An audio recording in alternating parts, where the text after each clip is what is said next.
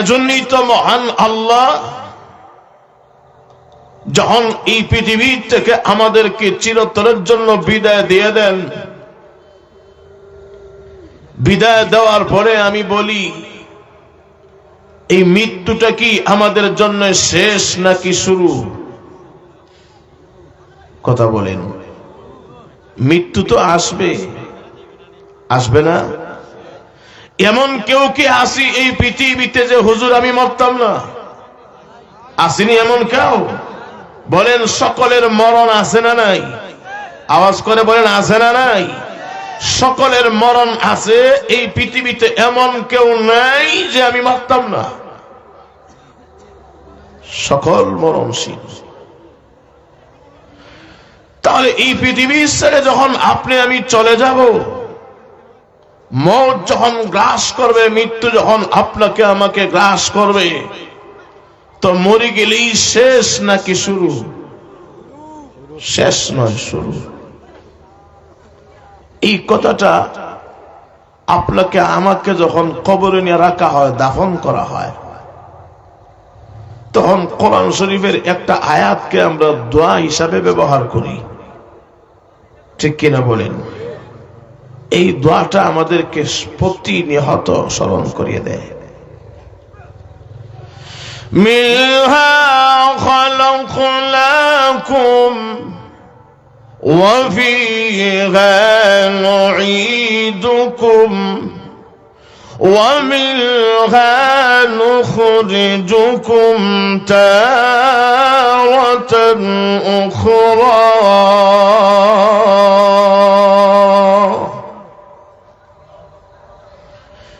মাটি থেকে জন্ম নিলাম, মাটিতে মরণ।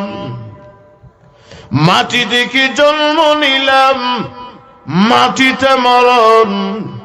সেই মাটি থেকে আবার উঠতে হবে, রাখিও স্মরণ। বলেন সকলের জীবনটা এমন আসবে না? আপনাকে আমাকে কাফন পরিয়ে কবরে দাফন করা হবে। পৃথিবীর এমন কোন শক্তি, পরাশক্তি নেই যে কবরে যাইতে হবে না, এমন কোন পরাক্রমশালী ব্যক্তিত্ব এই দুনিয়ার জিন্দেগিতে কেউ নাই, ছিল না, বর্তমানেও নাই, ভবিষ্যতেও থাকবে না। সকলেই মরণ বরণ করতে হবে।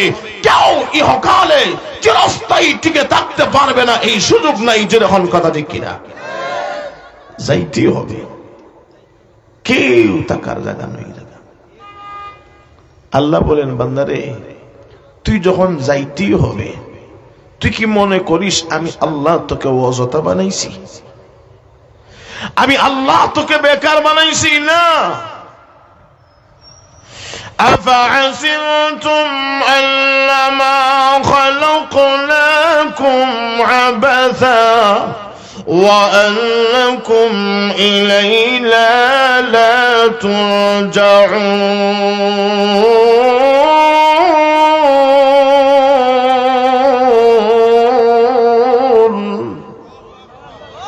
আল্লাহ বলেন, বান্দা আমি কি তুই ধারণা করিস তোর এক বেকার অযথা বানাইছি? অযথা নয়। একদিন মৃত্যু গ্রাস করবে, আমার কাছে একদিন আসতে হবে। আমার কাছে আসা ছাড়া আর যাওয়ার কোন পথ, যেরকম কোন পথ। তুই যখন আসতেই হবে, তাহলে কেমনে ইহকালে তুই আমি আল্লাহর সাথে নাশুকরি করিস? কেমনে নাফরমানি করিস? আমি বলছি তুই নামাজ পড়বে, তুই তো নামাজ পড়িস না। আমি বলছি তুই রোজা রাখবে, আমি আল্লাহর বিধান হুকুম মানবে, তুই তো মানিস না। আমার হুকুমটাকে নবীর তরিকায় পালন করবে, তুই তো আমার সাথে নাশুকরি করিস, গাদ্দারি করিস। তুই কি মনে করছিস এভাবেই থেকে যাবে? আশা লাগবে না? কথা কোন যাওয়া লাগবে না? আমাদেরকে স্মরণ করে বলে, বান্দা তোরা তো অহংকার কিসের? একবার তুই চিন্তা করে দেখ, আমি আল্লাহ তোকে কই থেকে অস্তিত্বহীন থেকে অস্তিত্বে আনলাম। একবার স্মরণ কর। কাইফা তাকফুরুনা বিল্লাহি ওয়া কুনতুম আমওয়াতান فأحياكم ثم يميتكم ثم يحييكم ثم إليه ترجعون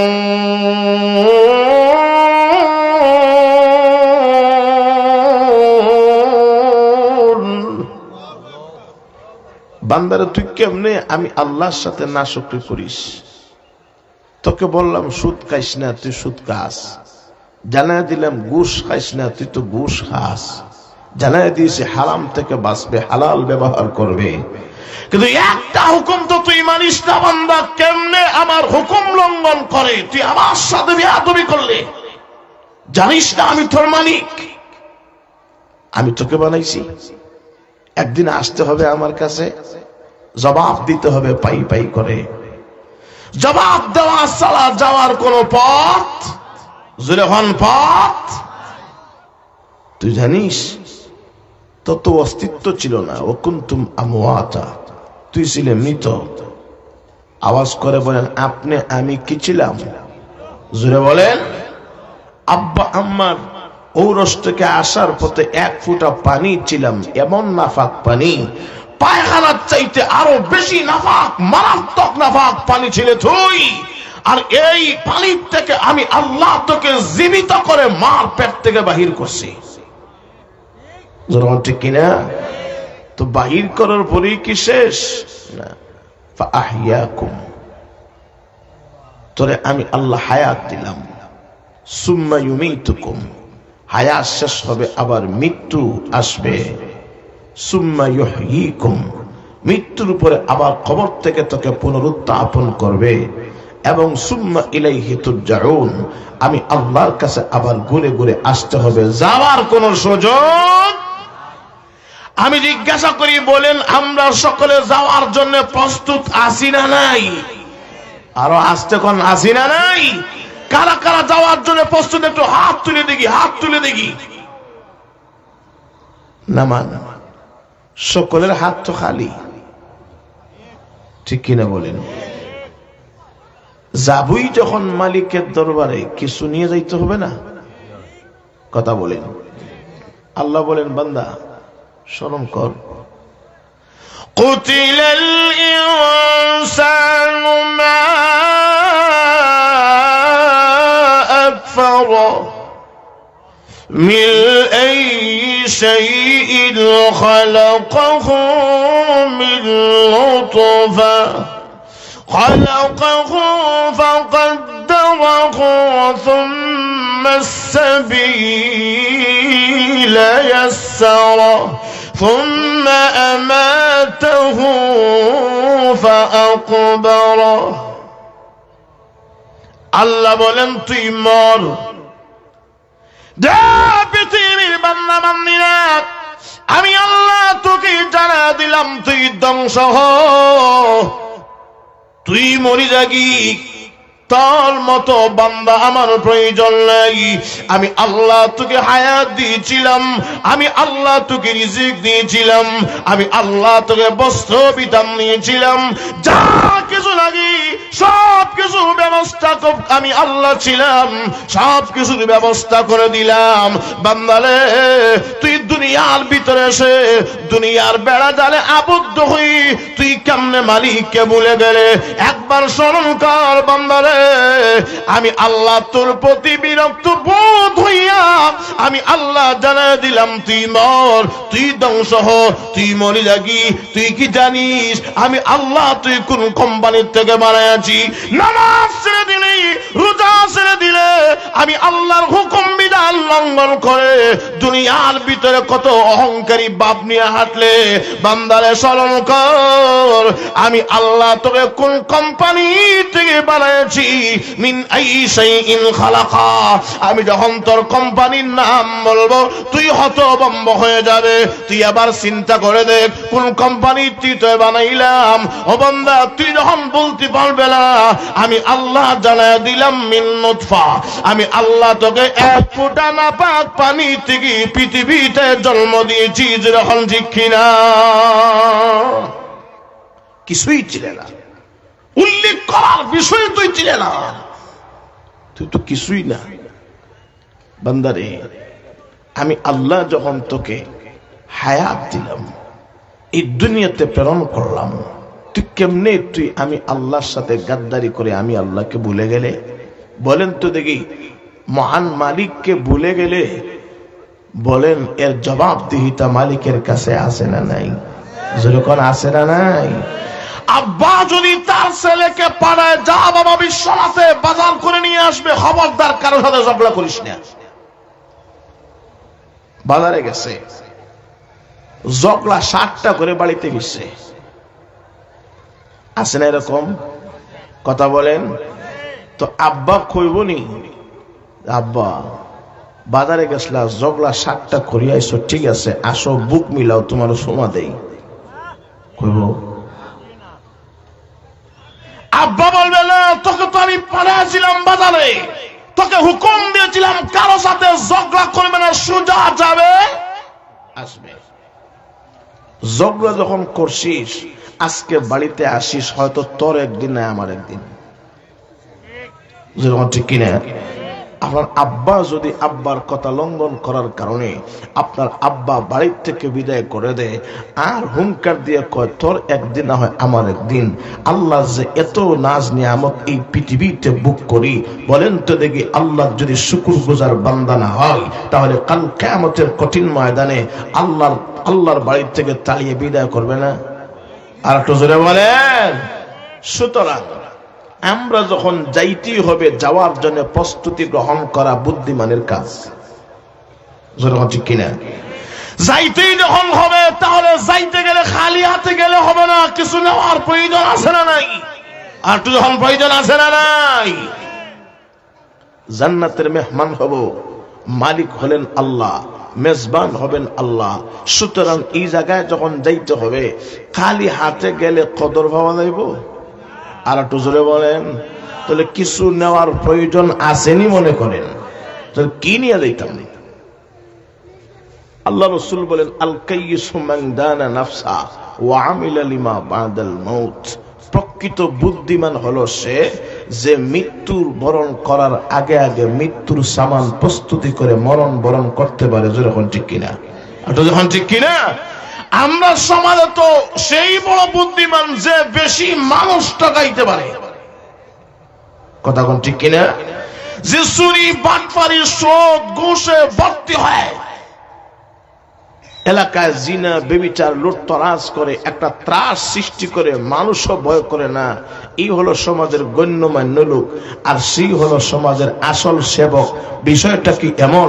আমি বলবো না সেই প্রকৃত বুদ্ধিমান হতে পারে না, সে হলো দুনিয়ার সবচেয়ে বড় নির্বোধ। জুড়ে হন ঠিক কিনা?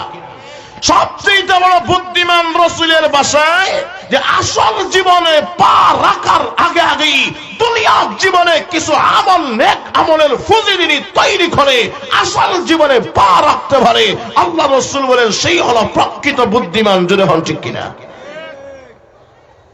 এরাই প্রকৃত বুদ্ধিমান। এই কথাগুলো কেন বলছি? বলার কারণ আছে। কারণটা হইল, যাইতেই যখন হবে কিছু নেক আমলের ফুজি নেওয়ার প্রয়োজন আসেনি? যেরকম আছে না নাই? আমার আয়াতে আল্লাহ বলছেন, যেই ব্যক্তি ঈমান গ্রহণ করার পরে কিছু আমলের ফুজি নিয়ে আসবা, নেক আমলের ফুজি, আল্লাহ বলেন আমি আল্লাহ তাকে 2টা পুরস্কার দিয়ে পুরস্কৃত করব। শীতে ধরিলেই মনে একটু নাড়া দেন। কুয়াকাটা হুজুরের বয়ানে সুবহানাল্লাহর ফুজি শেষ না বাকি আছে? আমার লাগে কিছু আসেনি? কিছু একটু নাড়া দেন না সুবহানাল্লাহ। কিছু না দিলে না আমিও কিছু কইতাম। কয়টা পুরস্কার? এখন কয়টা? আরো জোরে বলেন, আরো জোরে বলেন। 2টা। নাম্বার 1 হলো, যিনি ঈমান আনার পরে নেক কাজ করবে, আল্লাহ বলেন ইহকাল তোকে আমি আল্লাহ পবিত্র জীবন দান করব। বলেন তো পুরস্কারটা ছোট না বড়? এবং হায়াতে তৈবা কাকে বলে বলতে গেলে অনেক সময় দরকার, সুযোগ থাকলে বলবো। 2 নাম্বার পুরস্কার আল্লাহ বলেন, আমি আল্লাহ এর চেয়ে আখিরাতে উত্তম বিনিময় দান করব। কয়টা পুরস্কার হইছে? তাহলে এবার আসেন, পুরস্কার কি কেউ কাউকে এমনিতেই দেয় না শর্ত সাপেক্ষে? কথা বলেন।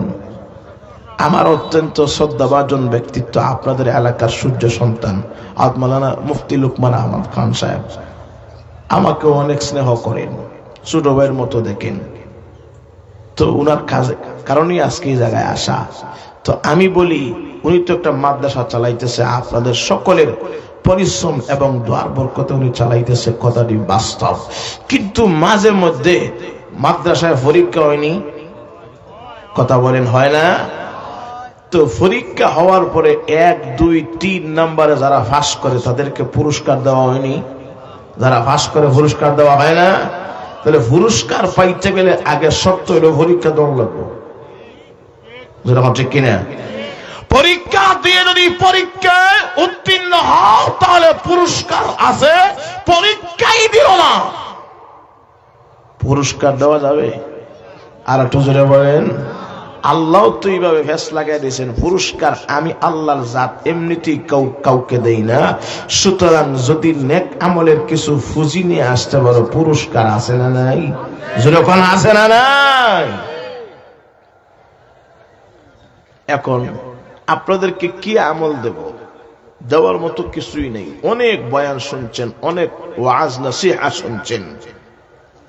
আমি আজকে আপনাদের খেদমতে একদম ছোট্ট করে 3টা আমল দিতে চাই। নিতে কারা রাজি আছেন? হাত দেখান। আল্লাহ কবুল করে, সকলে বলি আমিন। লম্বা চওড়া কথা হবে না, বুঝার মতো কিছু কথা, পকেটে রাখার মতো কিছু কথা। কারণ এই ফেটের দাম দেয় ভরিয়া সব হারাই নিছি, ঠিক নি বলেন? ব্যবসা কেন? কয় হুজুর উদ্দেশ্য ফ্যাট। লন্ডন কেন? কয় ফ্যাট। আমেরিকা কয় ফ্যাট। সৌদি আরব কয় ফ্যাট।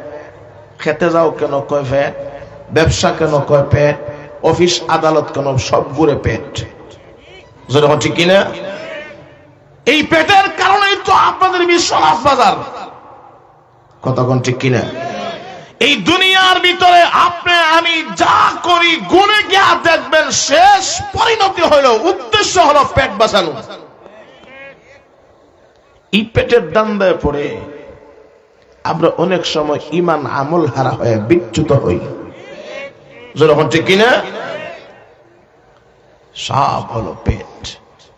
সুতরাং হুজুর আপনি যদি লম্বা আমল দেন তাহলে এই পেটের দান্দা কখন করবো আর আমল কখন করবো এই সুযোগই তো নাই।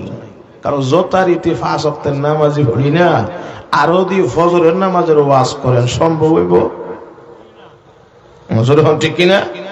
ফজরের নামাজটা তো নিয়েই গেছে মিস্টার ফেসবুক আর ইউটিউবে, কথা হন ঠিক কিনা? এই মোবাইলের গোনায় আপনার আমার ঈমান এবং আমাল দুনিয়াটা একদম নষ্ট করে দিয়েছে। তার পিছনে কারণ হলো মিস্টার মোবাইল, যেরকম ঠিক কিনা? আমি জানি তো, ঠিক কইলেও কথা ঠিক, না হইলেও কথা ঠিক,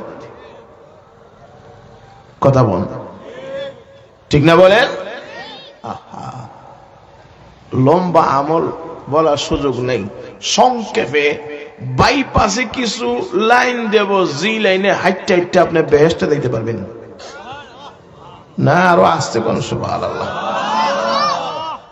আমি লম্বা রাস্তা আজকে বাতায় দিব না, একদম সংক্ষিপ্ত লাইন দিব, বাইপাসে আপনি বেহেশত পর্যন্ত পৌঁছাইতে পারবেন, জোরে আল্লাহু সুবহানাল্লাহ। লম্বা ওয়াজ আর লম্বা বয়ান আর লম্বা আমল হুজুর কত শুনতাম, পেটের দান্দায় কিছুই রাখা যায় না, কিছুই করা যায় না, ঠিক কিনা বলেন? কিন্তু এই 3টা আমল যদি শুনেন করবো না হুজুর, ঠিক আছে আপনি ওই জায়গায় বসে বসে করতে পারবেন, শুনতে রাজি আছেন? আর একটু জোরে বলেন, শুনে। আল্লাহ নবী বিশ্বনবী রাহমাতুল লিল আলামিন আমি নিজে একদিন মসজিদে নববীর ভিতরে সাহাবায়ে কেরামদেরকে নিয়ে সুন্দর বয়ান শুরু করেছিলাম। আল্লাহর নবী মিম্বরে বসে বসে বয়ান শুরু করেছেন। সাহাবীরা আল্লাহর নবীর সম্মুখে বসে সকলে বিড়বিড় করে তাকায় আছে। আল্লাহর নবীর জবান মোবারক থেকে মণিমুক্তার মতো কি যেন বয়ান জড়তেছে, এগুলা ক্যাচ করার জন্য সকলে বিড়বিড় করে নবীর দিকে তাকায় আছে। আল্লাহর নবী বয়ানে মশগুল। হঠাৎ করে দেখা নাই কে যেন মসজিদে নবীর দরওয়াজা দি পিছনে দরওয়াজা দি কে যেন ধীরে ধীরে পা দিয়ে হেঁটে হেঁটে আল্লাহর নবী বিশ্ব নবীর একদম কাছে পর্যন্ত চলে আসছে।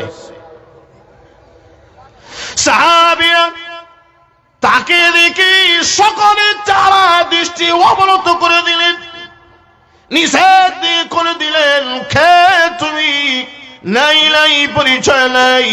কিন্তু তার দিকে তাকাইলে মনে হয় উনি কোন পুরুষ সাহাবী না, উনি একজন মহিলা, বুরকা পরা এবং হিজাব লাগানো। জোরে কোন সুবহানাল্লাহ। আল্লাহর নবী বয়ান করবেন, সাহাবীরা বয়ান শুনবেন। আল্লাহর নবীও পুরুষ, সাহাবীরা পুরুষ, কিন্তু মাঝখান থেকে যদি হঠাৎ করে দেখা যায় একজন নারী চলে আসছে, দেখতে খুব খারাপ লাগে না ভালো? আর একটু জোরে বলেন। এই মাহফিলের ভিতরে আজকে সবাই পুরুষ না মহিলা? হঠাৎ করে একজন মহিলা যদি স্টেজে চলে আসে খারাপ লাগবে কিনা বলেন? আল্লাহর নবীর একদম কাছে খেয়ে যেন বুরকা পরি একদম নবীর কাঁধে চলে আসে, নাই নাই পরিচয় নাই, বুরকা লাগাইয়া একদম নবীর কাছে চলে আসছেন। আশা মিষ্টি আওয়াজ দিয়ে আল্লাহর নবীকে সালাম জানাচ্ছেন, আসসালাতু ওয়াসসালামু আলাইকা ইয়া রাসূলুল্লাহ। আল্লাহর নবী গো, আমার পক্ষ থেকে আপনার প্রতি সালাম গ্রহণ করুন। জোরে করুন সুবহানাল্লাহ। কিন্তু আওয়াজে বোঝা যায় উনি আর কেউ না, উনি একজন নারী হবেন। সাহাবীরা সকলে চারা দৃষ্টি অবনত করে দিলেন। চিন্তা করে দেখেন সাহাবীরা আল্লাহর নবীর শিষ্য, ডাইরেক্ট সাহাবীর ছাত্র যারা হবেন, আল্লাহর নবীর সামনে সুন্দর যুবতী নারী চলে আসে। আল্লাহর নবীর সামনে ওরা কোনোদিন সুন্দর করে বড় বড় দৃষ্টি দিয়ে ওই নারীর দিকে তাকায় না। সকলের চারা একদম নিচের দিকে জোরে কোন সুবহানাল্লাহ। আমরা যদি ওই জায়গায় হইতাম মনে মনে ভাবতাম না একবার তাকায় দেখি, ঠিক নেই বলেন? ওয়াজের জায়গায় আর সাওয়ার জায়গায়, ঠিক নেই বলেন?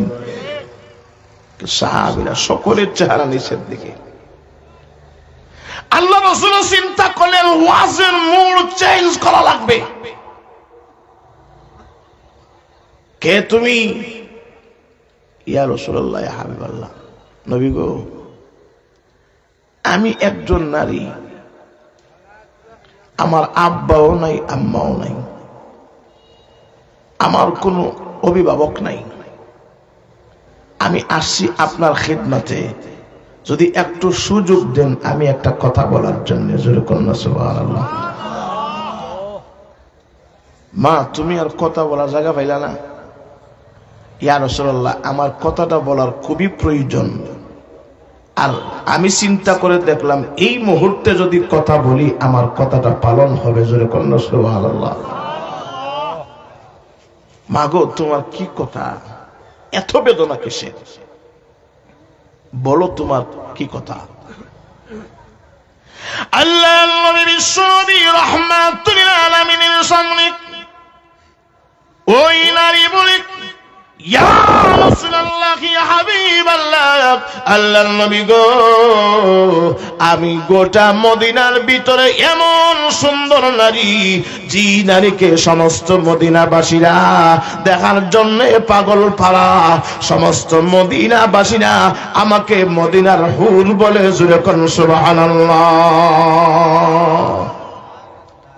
আমাকে হুরে মদিনা বলে আখ্যায়িত করে, আমি নাকি মদিনার হুর। নবী গো, আমি এমন সুন্দর, আমার যৌবনে একদম টকবক করে। ইয়া রাসূলুল্লাহ ইয়া হাবিবাল্লাহ, আমি যেমন গুণবতী, তেমন সুন্দরী, তেমন ধার্মিক। আগে আমি জি, আমি একা একা কেমনে বাড়িতে থাকবো, আমাকে দেখার মতো কেউ নাই। ইয়া রাসূলুল্লাহ ইয়া হাবিবাল্লাহ, আল্লাহর নবী গো, আপনার কাছে এই মুহূর্তে আমার এই জন্য আসা, এই মুহূর্তে আপনি কারো সাথে আমার মতো সুন্দরী মেয়ের বিবাহ শাদী দিয়ে দেন। অগণবিজি, একজন স্বামী চাই, একজন স্বামী, আমার জন্য একজন স্বামীর ব্যবস্থা করে দিন। আমার স্বভাব চরিত্রটাকে সুন্দর রাখার জন্য, আমার যৌনাঙ্গের হেফাজতের জন্য একজন স্বামী প্রয়োজন। আল্লাহর নবীজি, আমাকে একজন স্বামীর ব্যবস্থা করে দিন। জোরে বলেন আল্লাহু আকবার। একজন স্বামী চাই, তাই নাকি? বলে হা।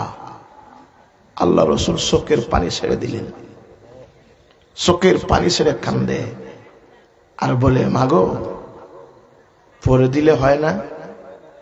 ইয়া রাসূলুল্লাহ, এই মাহফিল থেকে একজন স্বামী নির্বাচন করেন আমার জন্য। কথাটা একদম নগদ। আল্লাহর নবী বিশ্ব নবী এই ঘোষণা শুনে সাহাবায়ে কেরামদের সামনে প্রস্তাব দিলেন, হে সাহাবীরা, আমি বিশ্ব নবী হয়ে ঘোষণা দিলাম, এমন কেউ কি আছো ওই হুরে মদিনাকে বিবাহ করার জন্য? যদি তাকো মেহেরবানি করে হাতটা বাড়ায় দাও। আল্লাহ নবী প্রস্তাব দিলেন, দেখা যায় কেউ হাত বাড়ায় না। আল্লাহ নবী ঘুরে ঘুরে আবার প্রস্তাব দিলেন, কেউ হাত বাড়ায় না। আবার প্রস্তাব দিলেন, দেখা যায় কেউ হাত বাড়ায় না। তিনবার হাত এবং প্রস্তাব দেওয়ার পরই কেউ যখন হাত বাড়ায় না, এমনিতেই দেখে ওই মসজিদে নববীর পিছন দিক থেকে একজন সাহাবী লাব্বাইকা বলে হাত বাড়ায়া দিয়েছে। ইয়া রাসূলুল্লাহ, আমি রেডি। তো আল্লাহ রাসূল তাকায় দেখেন, যিনি হাত বাড়াইছেন উনি অনেক দূর। এদিকে আসো।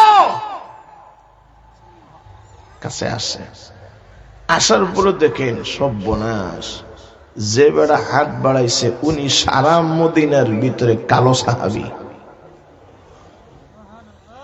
লাল না কালো? আর একটু জোরে বলেন। আর যিনি আসছেন পাত্রী, উনি লাল না কালো? উনি সারা মদিনার ভিতরে সুন্দরী নারী। আর যিনি হাত বাড়াচ্ছেন উনি সারা মদিনার ভিতরে কালো সাহাবী। নবীজি কাইছে রে, সর্বনাশ। কারণ পছন্দের একটা বিষয় আছে না? কথা বলে না? পছন্দের বিষয় আছে না? আপনার মেয়ে খুব সুন্দর, এখন দিবেন নি আপনি এমন ছেলের কাছে যিনি ওই কাউয়ার মতো খালা? দিবেন? জোরে বলেন। কিন্তু জুড়া যদি মারা থাকে পৃথিবীর কেউ বারণ করতে পারবে? দৌড়ি লাগবে। কিন্তু ইচ্ছা জাগে না যে আপনি এই জায়গায় দিবেন। জোরে বলেন, ঠিক কিনা? উনি আসছে সামনে, নবীজি কইলেন বসো। আমার সাহাবী বসো। বেটা কালো হইলে কিচ্ছু হইব, মাল আসেনি। আর একটু জোরে বলেন। কালো হলে কি হবে? মাল আছে না নাই? আর একটু জোরে হলে আছে না নাই? কি মাল? আপনারা বিলাল হাবশী রাদিয়াল্লাহু আনহু নাম শুনছেন তো? উনি আল্লাহ রাসূলের একজন উল্লেখযোগ্য সাহাবী। ঠিক নি বলেন? কিন্তু বিলালে হাবশি এত কালো ছিলেন, চেহারার গড় গঠন তেমন সুবিধাজনক না। হাবশার মানুষ কালো, তাও গুলাম মানুষ, এরপরে মসজিদের মুয়াজ্জিন, দাম আছে।